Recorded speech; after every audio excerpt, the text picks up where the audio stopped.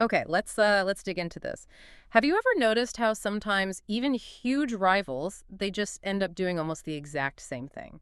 Strategically, I mean. Oh, absolutely. It's really striking when it happens, especially with companies that have, fought tooth and nail for years. Exactly. And that's what we're looking at today, this really interesting convergence between Apple's rumored iPhone 17 and Samsung's upcoming Galaxy S26 series. Yeah, we're basing this on some pretty solid leaks, market analysis too. It really looks like these two giants are making, well, surprisingly similar plays in the premium space. Right. So our mission today is to unpack the why. Why are they starting to mirror each other like this? What's it mean for, the future of high-end phones? And importantly, what should you know about it? Whether you're thinking about buying one of these phones eventually, or you're just interested in how these markets work. Okay, so let's start with the big picture because there's a fundamental shift happening, isn't there? What's the absolute core of this convergence? The most dramatic thing, both Apple and Samsung are reportedly killing off their Plus models. No more iPhone 17 Plus, no Galaxy S26 Plus. That's the word. It seems like that sort of mid-tier big screen option is just gone for both of them. And instead, Yeah. we're hearing about these new, like, super thin phones. Exactly. Apple's got this rumored iPhone 17 Air, and Samsung's apparently bringing out a Galaxy S26 Edge, both really leaning into thinness as a key feature. Interesting. And Samsung's doing something else too, right? With their base model. Yeah, that's a big move. They're apparently upgrading the base model name to Pro, so the entry point might be the Galaxy S26 Pro. Wow. Okay. So that signals a much wider push towards premium across their whole lineup. It certainly looks that way, raising the floor, so to speak. So why? Why this synchronized shift? Dropping the plus, going super thin? What's driving it? Well, it seems to be a few things hitting at once. Consumer tastes are changing. People either want the standard model or they jump straight to the absolute top end. Leaving the plus kind of stuck in the middle. Pretty much. The sales data for those Plus models, it reportedly hasn't been great for either company. They weren't hitting the mark. Okay, makes sense. And then there's this renewed focus on, like, design innovation, standing out visually. Plus, frankly, a big push to get higher average selling prices. ASPs. Right, ASPs. So this isn't just about shuffling models around. What's the bigger story here about the smartphone market itself? It tells you the market's really maturing. Premium isn't just about faster chips anymore. It's about refined design, these specialized form factors like thinness, and definitely deep AI integration. So they need new ways to justify the high prices and keep people loyal. Exactly. It's about creating more value, higher margins, especially when overall phone sales aren't booming like they used to, and keeping you locked into their ecosystem. Okay, that paints a clear picture. Let's dive into Apple's specifics then. What does this rumored iPhone 17 lineup actually look like? So the leak suggests 4 models for 2025. You've got the standard iPhone 17, this new iPhone 17 Air, then the iPhone 17 Pro, and the iPhone 17 Pro Max. And the Plus is definitely out. That feels like Apple streamlining, right? Maybe the Plus just wasn't different enough. That seems to be the thinking. It might have been stealing sales from the standard model, but wasn't compelling enough compared to the Pro Max for those who wanted the absolute best. It didn't quite carve out its own niche. Okay, so the star of the show, potentially, is this iPhone 17 Air. What's the scoop there? What makes it Air? Thinness. Extreme thinness, apparently. We're hearing potentially just 5.5 millimeters. Wow, that's incredibly thin. It is. Rumored specs include a 6.6-inch display, the base A19 chip, and just a single 48-megapixel camera on the back. Single camera. Interesting positioning. What else? Something potentially quite significant. The Air might be one of the first iPhones with Apple's own in-house modem and Wi-Fi 7 chip. Ah, the move away from Qualcomm and others. That's a big deal strategically, isn't it? More control for Apple. Huge deal. Yeah, it's about tighter integration, potentially better power efficiency tailored for their hardware, and, long-term independence from suppliers. It's Yeah. not just cost saving. And the look, the colors. Supposedly less saturated colors for the Air. Think black-white, maybe a light blue, a light gold. It feels like they're bringing back that Air branding to really push design and portability. For people who want something sleek, maybe minimalist. Okay. Beyond the Air, what upgrades are we expecting across the whole iPhone 17 family? A big one is promotion displays. That's the 120 hertz refresh rate, possibly coming to all models. Oh, finally. So even the standard iPhone 17 and the Air get that smooth scrolling. That's the rumor. It would make the whole lineup feel more premium. And the standard iPhone 17 might get a slightly bigger screen too, up from 6.1 to 6.3 inches, matching the Pro. Okay. And design tweaks. Bezels. Yep, slimmer bezels seem likely across the board. More screen, less border. Camera-wise, the Pro Max might get an upgraded 48-megapixel telephoto lens. And the look of the camera bumps might change too? Right, the Air's single lens might be in like an elongated pill shape, while the Pro models could get a wider horizontal bar for their triple lens setup, and maybe an upgraded 24-megapixel front camera for everyone. Yeah. Better selfies, maybe? What about what they're made of? I've seen conflicting reports. Titanium. Aluminum. Yeah, it's a bit confusing. Some leaks say the Air gets titanium. Others say the standard 17, the Pro and Pro Max, use aluminum, but an aluminum that's somehow oddly lighter than titanium. Okay. And the Pro models might even have a mix like half glass, half aluminum on the back. Could look quite unique. Oh, and better cooling. Vapor chambers, expected for the Pro models to handle heat better. Right. Important for performance. And AI. We know Apple's pushing that. What's coming in iOS 26? Significant AI features, yeah. A lot running on the device itself. Things like live translation in calls, FaceTime, messages, warnings for sensitive content, and this visual intelligence for searching photos and understanding images better. Okay, so that's Apple's strategy shaping up. Let's pivot. Samsung. How does their Galaxy S26 plans stack up against this? Are they playing the same game? In many ways, yes. It looks like a major rebranding is coming for the S26 series, really mirroring Apple's moves. So the Plus model is out, replaced by this new Edge variant. That's the strong rumor. And like we said, the base model potentially becomes the Galaxy S26 Pro. So the lineup would be S26 Pro, S26 Edge, and S26 Ultra. That's fewer models overall. Exactly. Firmware codes seem to hint at just 3 main models, possibly dropping a standard non-Pro base version entirely. Which could mean the starting price for a Galaxy S flagship goes up if Pro is the new entry point. That's certainly a possibility, yeah. And this Edge model, expected to be slim.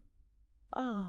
Well, it's a very direct parallel to Apple's Air, isn't it? It really is. Is this just because the S25 Plus didn't sell well? That seems to be a major driver, yes. The market signals were apparently quite clear for Samsung on that model, but it's not their first attempt at this thin concept, and it wasn't smooth sailing before. Right, you mentioned the S25 Edge. Yeah. The one that launched later. What happened there? It was super thin, 5.8mm titanium, but sales reportedly took a sharp nosedive pretty quickly after launch. Ouch. So why double down on thin with the S26 Edge if the S25 Edge struggled? That's interesting.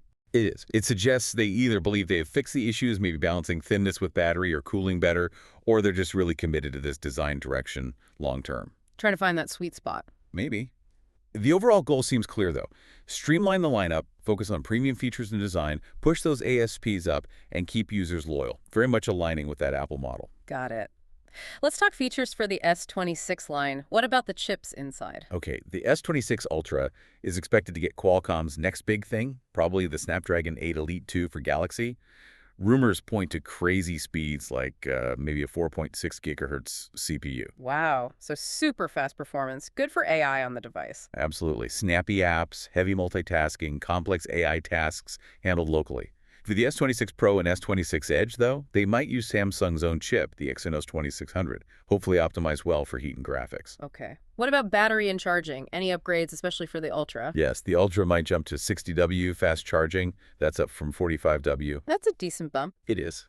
Still expecting a 5,000 milliamp battery, but with 60W, you could potentially get like 80% charge in under half an hour, which is pretty quick. And the design language for the S26 series generally? Still aiming for thin. Definitely seems like it. The S26 Ultra itself is rumored to be under 7mm thick. Yeah. That's noticeably thinner than previous Ultras. And slimmer bezels across the lineup seem like a safe bet, too. Cameras on the Ultra. Always a big focus for Samsung. Big updates expected. The main 200MP sensor might be improved to be a new, larger Sony sensor, or just a wider aperture on the current one. Also hearing about a new 12MP 3x zoom and a 50MP 3.5x telephoto. Lots of versatility. I saw some chatter about maybe no hole punch for the selfie camera on the Ultra, under display camera tech. Still likely. That rumor pops up. Eh. But confidence seems to have faded a bit for this generation. Maybe next year. We'll see. But expect more Galaxy AI features, deeper integration, maybe even bringing in third-party chatbots like Perplexity AI. Interesting. And the S Pen stylus for the Ultra. Still there. It might launch with the S26 Ultra, but there's a weird rumor it might not be stored inside the phone anymore. Really? That'd be a huge change. It would. And it might even lack the usual digitizer support, meaning it could be more like a basic stylus. not the pressure-sensitive S Pen we know for detailed drawing and writing. Yeah. It's still very speculative, though. Okay, so we've got Apple's plan, Samsung's plan. The parallels are undeniable. Why now? Why are they both making such similar shifts at the same time? Where do we start unpacking that? Well, the easiest place to start is the death of the Plus models, right? For Samsung, leaks directly tie it to poor sales of the S25 Plus Pen. Oh. It just wasn't hitting the mark. And Apple. Probably similar reasons, even if not explicitly stated in leaks. You'd have to assume so. It fits the pattern perfectly, that middle ground, large but not top-tier phone. Yeah. It seems consumers just weren't buying it in the numbers needed. Both companies saw the same signal. Okay, so that's one clear point of convergence. But then there's this push for ultra-thin models, the Air, the Edge. You mentioned this thin phone fallacy before. Exactly. The fallacy is that manufacturers think everyone wants the thinnest phone possible. But reality check. People worry about battery life. Right. You mentioned the iPhone 12 mini struggling because of battery anxiety. Yep, and that S25 Edge nosedive happened despite its thinness. Maybe the feature compromises, like lacking a telephoto lens or cooling issues, outweighed the sleek design for many. So people say they want thin, but they actually prioritize battery, performance, cameras, Yeah. the fundamentals. Generally, yes. Especially if thinness means sacrificing those core things. So this push isn't just blind copying. It feels like both Apple and Samsung are exploring this tricky design-led segment, trying to find a balance that actually works this time. It's a risky bet, though, if they don't nail that balance. Now, this kind of mirroring between Apple and Samsung, it's not exactly new, is it? They have a history. Oh, definitely not new. A long, often very fiery history. Remember all those lawsuits starting around 2011?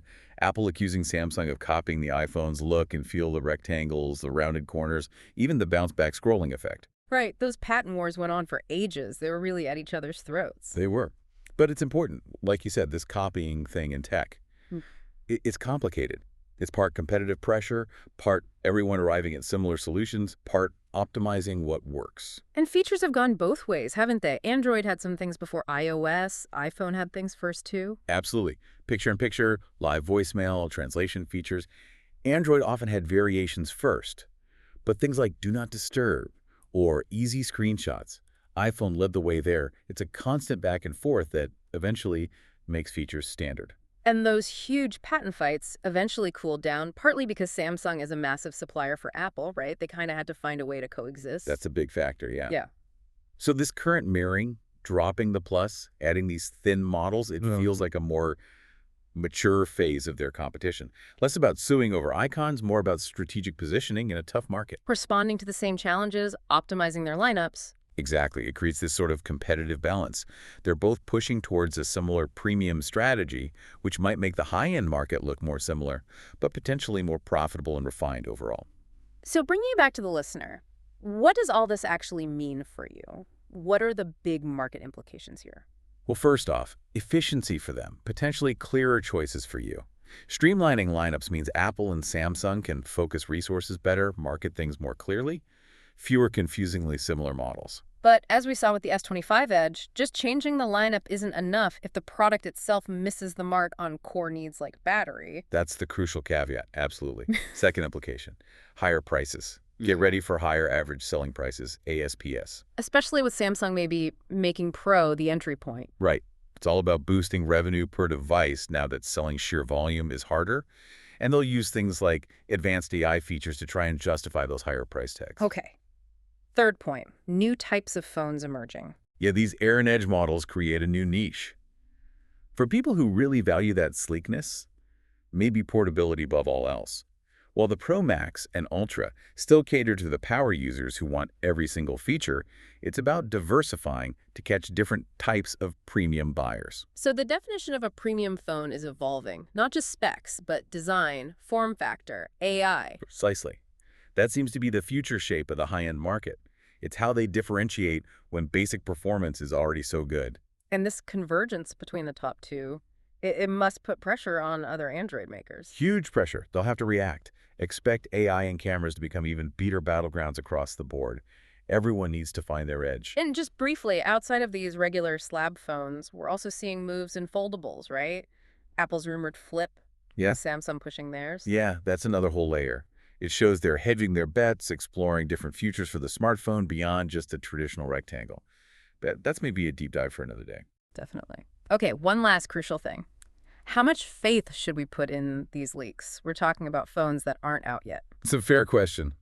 Look, nothing's 100% until Tim Cook or Samsung's CEO stands on stage, but the sources here are generally very credible. Like mech rumors for Apple. Yeah, McRumors often finds clues in beta software code, analyzes leaked parts or dummy units. They have a good track record and are widely respected. And for Samsung, sources like. Economic Times, Android Authority, SamMobile. Huh? They often cite firmware files, supply chain insiders, early regulatory documents. These aren't just random guesses. There's usually some concrete evidence behind their reports. So pretty reliable, but always take leaks with a grain of salt because plans can change. Exactly. Treat it as a very strong indication of direction, not a finalized spec sheet. And timelines. When would we actually see these phones? Typically, iPhones launch in September, so September 2025 for the iPhone 17 lineup. Samsung's S series usually comes earlier in the year, so January or February 2026 for the S26 family is the likely window. Okay, so when the official announcements do happen, what should you, the listener, look out for to see how this all plays out? Check the final model names and lineup confirmation. See if those Plus models are truly gone and if Pro is the new base for Samsung. Get the official specs, especially the exact thickness and, crucially, the battery capacity for those Air and Edge models. That will reveal the trade-offs. And pricing, of course. Pricing, absolutely. Yeah. And how deep the AI integration really goes. But honestly, the biggest thing to watch will be the market reaction, especially to the super thin phones. Will people embrace them this time, or will those battery concerns dominate again? Okay, so let's wrap this deep dive up. The big takeaway is this really striking strategic alignment between Apple and Samsung for their 2025-2026 flagships. Yeah, moving away from the Plus models, introducing these ultra-thin Air and Edge variants, and generally pushing a more premium positioning across the board. And it's all driven by clear market data, this search for design differentiation, and the need for higher profits in a market that isn't growing like it used to. It really signals a shift in what premium innovation means. Less about just raw power, more about refined form, integrated AI, and optimizing the product mix for value and loyalty. So as these two giants keep tweaking their strategies, pushing design, it leaves us with a final thought for you. What do you think will actually win in this new era of ultra-premium phones? Is it the absolute thinnest design, the smartest AI, or is it something else entirely we haven't even focused on?